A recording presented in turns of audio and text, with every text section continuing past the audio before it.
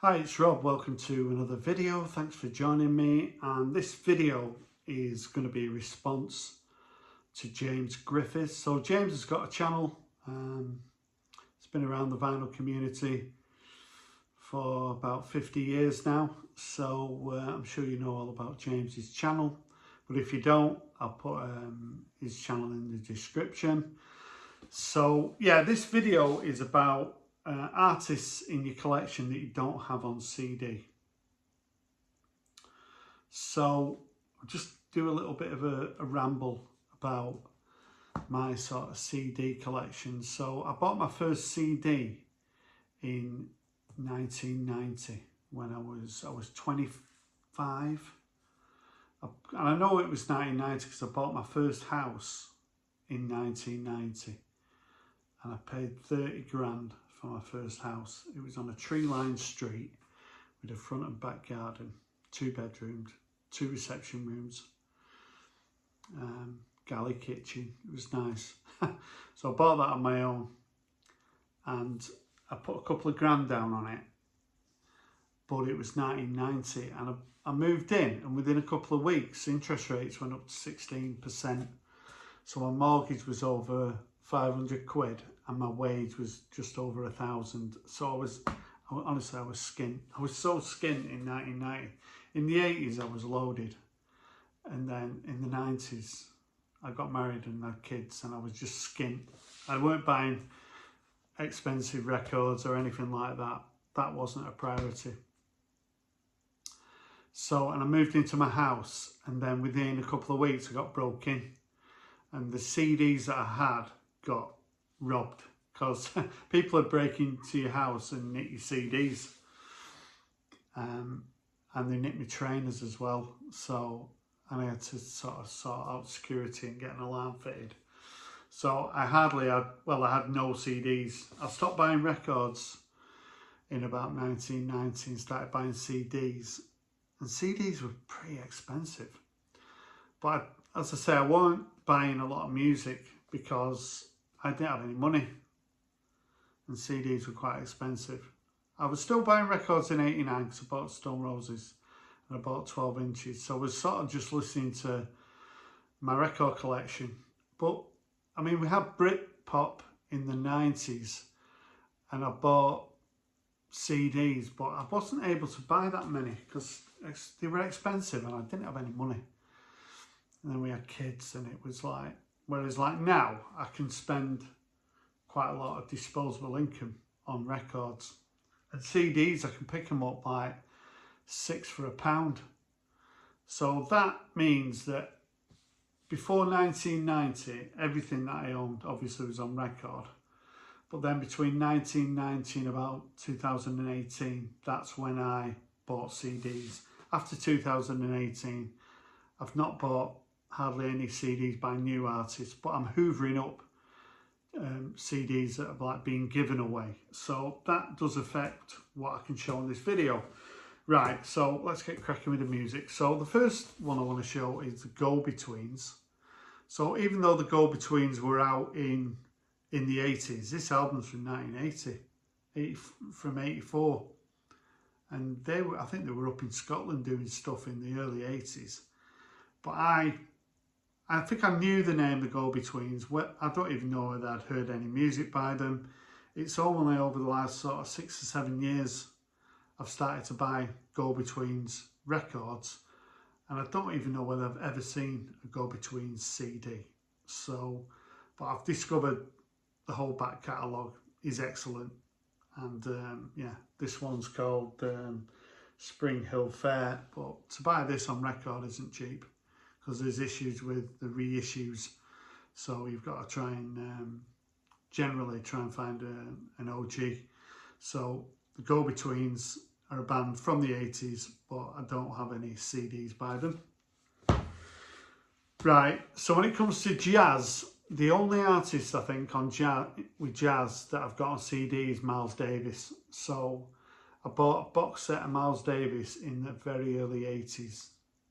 In the very early 90s, should I say, with Kind of Blue. What else was on it? Sketches of Spain, I think's on it as well. I remember buying that in the very early 90s, and I was the only person listening to jazz that I knew. Everyone were like looking at me like I had two heads because I would listen to a bit of jazz. It's only really since the vinyl community, which is just a lot of people listening to jazz and talking about jazz. So over sort of the last 6 years, I've been sort of buying jazz. So this Archie Shep, I actually looked up Archie Shep today because I was going to show this record, and he's still alive. He's 88. So, but I've got Sonny Rollins, John Coltrane. I've got all sorts of jazz. Who else have we got? I've got so much jazz. Oh, Herbie Hancock as well. But I don't have them on CD. So this is a really interesting record. I mean, the first track is about 18 minutes long, Portrait of Robert Thompson. And if you're ever having a party and you want everyone to leave, just put that on because it's free jazz, it's bonkers. But then you get the track, oh, what is it, Mama's Too Tight, which is really nice. I think there's 5 tracks on here, about 5 or 6 tracks. But yeah, when it comes to jazz, I don't have much jazz on CD.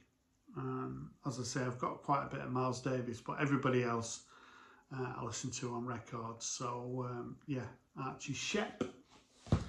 Now this is, I could show loads of new artists, but that'd be pretty pointless. But I thought I'd show one new artist, which is Warrington Runcorn Newtown Development. And the guy behind this is called Gordon Chapman Fox. I've never seen any CDs. I've been listening to this music for 2 or 3 years, and it's kind of themed around the new town of Warrington Runcorn, which has been in the news recently because it got a Reform MP recently. So, but this is really interesting music, concept music, really concept records about what's behind the new town of Runcorn, which is a town I've mentioned before. I've been there, and it isn't somewhere where you want to go on your holidays. But these records are well worth checking out, really interesting. So, but I don't have them on CD. I do have a CD player in my car because I've got an old car, because I've still not got that much money because I buy loads of records. But I do listen to a lot of CDs in the car. I do listen to them in the house as well, but I do tend to listen to more sort of records in the house. So a band from 1980 that I've never seen a CD by, a Pylon. So I think they're from Atlanta, Georgia, are they? Same place as REM and the B-52s. And they only released a couple of studio albums, I think. So I do have a box set of Pylon. This is a debut Gyrate, which I picked a reissue up thinking I'd never find an original. And then I found an original in my charity shop quite recently. And this comes on a nice blue vinyl. But yeah, I've never seen Pylon CD. This is it, you see. Bands like Pylon, for their CDs, they're probably more expensive than the records. And in the 90s, I doubt whether Pylon was even on CD. I didn't actually check on Amazon whether there's any Pylon CDs, but certainly play the records pretty often. Now, we've got a 90s band here who really I should have CDs by, but again, I've only really been into this band for sort of last 5 or 6 years, and that's Mogwai. I've got a lot of records by Mogwai. They've done, I think they've done 11 or 12 studio albums, and they've done quite a lot of soundtracks and TV work. And I found Mogwai certainly one of my favourite Scottish bands. Probably got close to double figures when it comes to records. But again, when I'm looking for second-hand CDs, go to boot sales, charity shops, I very rarely see Mogwai. I can't actually remember whether I've ever seen a Mogwai CD. So I'm quite happy to pick up the records. Another band, who sort of had more or less residency in the Hacienda in the early days, were A Certain Ratio. So again, these are a band, I didn't have any records by A Certain Ratio until sort of last 6 or 7 years, when I started to sort of build my collection up again. And subsequently I've got quite a healthy Certain Ratio collection. But again, they're not a band that I see the CDs very often.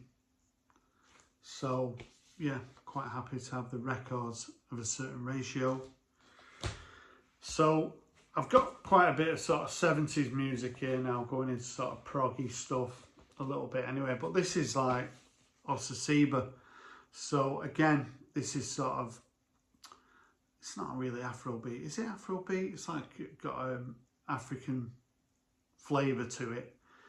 I bought Osasiba records over sort of the last 5 or 6 years. I really enjoy the music.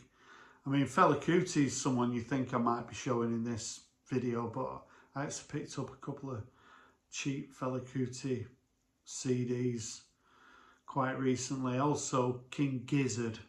I do actually have one CD by them as well, or else I would be showing them on this video. But Osasiba, again, I can't remember ever seeing any CDs by them. I'm quite happy to have records by them.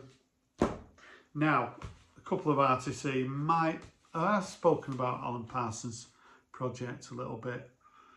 I don't have any CDs. I was looking, and you can buy the whole discography of Alan Parsons for under £50 on CD, which is about 12 CDs, something like that, which is pretty good value.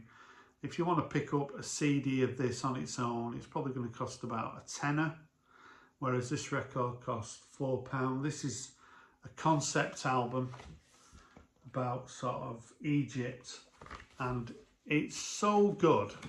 I mean, I was quite dismissive about Alan Parsons. I was like making fun of him, and I think I started streaming him, and then I started to buy some more of his records, and I think this is great. I was looking at getting a really nice copy of this, Half Speed Master or something. It was about 28 quid. I really enjoy this. Colin Blunstone sings on this, and John Miles. The start of this record is so good, the first 3 tracks. And yeah, Alan Parsons is someone that after more and more listens, I've really got into him, but his records are reasonably cheap. You can pick up most of his catalogue, but his CDs, you rarely see the CDs. You're more likely to see his records cheap than actually even see his CDs. Because he's from the 70s, his CDs are going to be sort of reissued on CD in the 80s. But yeah, in the 90s, when did CDs start? I think the first CDs were like in the sort of mid-80s, weren't they? So Alan Parsons CDs, I mean, he wasn't even on my radar until probably 4 or 5 years ago, Alan Parsons. But yeah, see how he's got his head in his hands there. That was what I used to be like when I listened to Alan Parsons. But yeah, the worms turned. So I do quite like him now. And but I don't have any CDs by him. 2 to go, and Oldham's second best band, maybe, is Barkley James Harvest. So this has got that Titles on it. I think Titles, is that the one that uses all the Beatles songs? So I was looking up Barkley James Harvest tonight a little bit. And Alan Parsons as well. I was saying Alan Parsons is like the Moody Blues, who I'm not that keen on. Again, Moody Blues records are really cheap, but you don't really see the CDs. Barkley James Harvest records are really cheap. I went through a phase of just buying the records because they were like £2. But again, I don't think I've seen the CDs. So, and then when I was going to Den Boss, we ended up playing Barkley James Harvest all the time. So, but yeah, the records are cheap, they're from Oldham, and that's good enough for me. And finally, a band from the 80s who I didn't listen to in the 80s. I kind of heard of them. They're a British band who had a lot of success in America, and that's The Fix. So again, The Fix weren't on my radar in the 90s when I was buying CDs. I only kind of got interested in The Fix over the last sort of 5 years. A few people in America, because before I started watching VC videos, I wasn't really influenced by anything in America, because I haven't got any American friends. I used to read the British music press, and it was all really about what was going on in the UK.